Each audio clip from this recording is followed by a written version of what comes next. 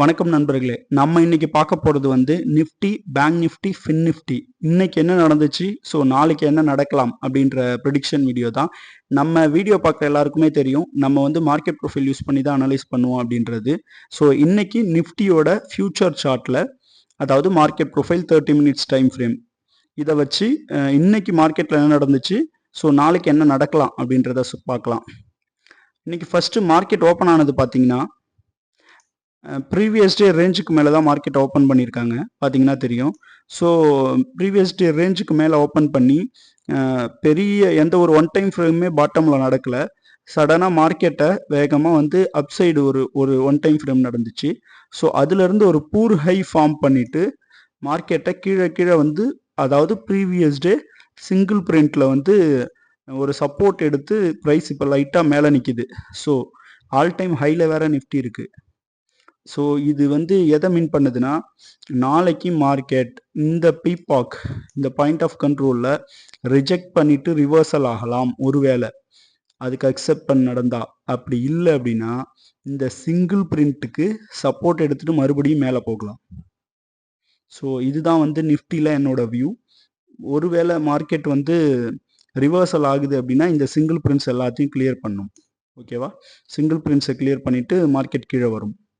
So அப்படி பார்த்தீங்கன்னா one second அப்படி பார்த்தீங்கன்னா அடுத்த நம்மளோட லெவல்ஸ் ஸோ இதுதான் இந்த சிங்கிள் பிரிண்ட்டை கிளியர் பண்ணலாம் நாளைக்கு டவுன் சைடு. ஒருவேளை அப் சைடுனா இந்த சிங்கிள் பிரிண்ட்டுக்கு சப்போர்ட் எடுத்துகிட்டு மேலே போகலாம். ஸோ இதுதான் வந்து நிஃப்டியோட என்னோட லெவல்ஸு. ஸோ பேங்க் நிஃப்டி போயிடலாம். பேங்க் நிஃப்டியில் என்ன நடந்துச்சுன்னா சேம் மார்க்கெட் ஓப்பன் ஆனது பார்த்தீங்கன்னா ப்ரீவியஸ் டே ரேஞ்சுக்கு மேலே அதில் ஓப்பன் பண்ணி ஒன் டைம் ஃப்ரேமு டிஇ பீரியட்லாம் நடந்துச்சு. இதுக்கு மேலே பெருசாக வால்யூம் வரல. பட் நம்ம சொன்னது இன்னைக்கு நடந்திருக்கும் பாருங்க.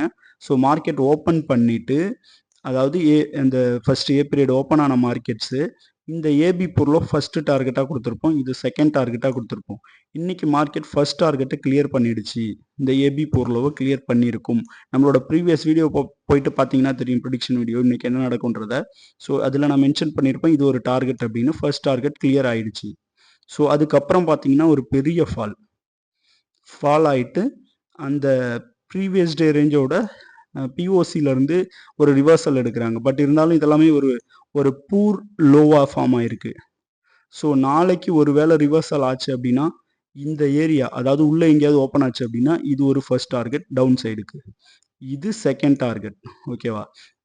இதுவே அப்சைடாக இருந்தால் அப்படி பார்த்தீங்கன்னா இந்த டார்கெட்டை இன்னும் கிளியர் பண்ணல. ஸோ இதுதான் ஃபர்ஸ்ட் டார்கெட். இங்கே எங்கேயாவது மார்க்கெட் ஓப்பன் ஆச்சு அப்படின்னா இந்த டார்கெட்டை கிளியர் பண்ணும். ஸோ இன்றைக்கே பாருங்கள் இந்த ஜூன் கிட்ட வந்துட்டு ரிவர்சல் ஆகிட்டாங்க. ஸோ நாளைக்கு இங்கே கிளியர் பண்ண சான்சஸ் அதிகமாக இருக்குது. ஸோ இதுதான் ஃபின் நிஃப்டி போயிடலாம். ஃபின் நிஃப்டியில் பார்த்தீங்கன்னாலும் அதே மாதிரி தான் மார்க்கெட் ஓப்பன் ஆனது பார்த்தீங்கன்னா ப்ரீவியஸ் டே ரேஞ்சுக்கு மேலே. பட்டு ரொம்ப ட்ரை பண்ணி தான் மேலே போக ட்ரை பண்ணாங்க. பட் அவங்களால முடியல. ஸோ இமீடியட்டாக ஒரு பெரிய ஃபால். அதுவும் இந்த சிங்கிள் பிரிண்ட்ஸ் ப்ரீவியஸ் டேவோட சிங்கிள் பிரிண்ட்ஸில் ஒரு சப்போர்ட் எடுக்கிறாங்க. ஒன்ஸ் இந்த சிங்கிள் பிரிண்ட்ஸுக்கு அக்செப்டன்ஸ் கிடைச்சால் மார்க்கெட் மேலே போகும். ஓகேவா?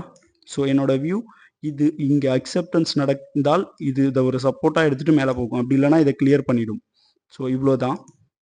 ஸோ டவுன் சைடில் இது ஒரு டார்கெட்.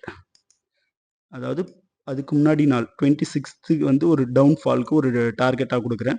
ஸோ இது வந்து ஃபஸ்ட்டு டார்கெட் டவுன் சைடுக்கு. ஓகேவா? இந்த ஏபி பொருளோ ரொம்ப இம்பார்ட்டன்ட், நல்லா நோட் பண்ணிக்கோங்க.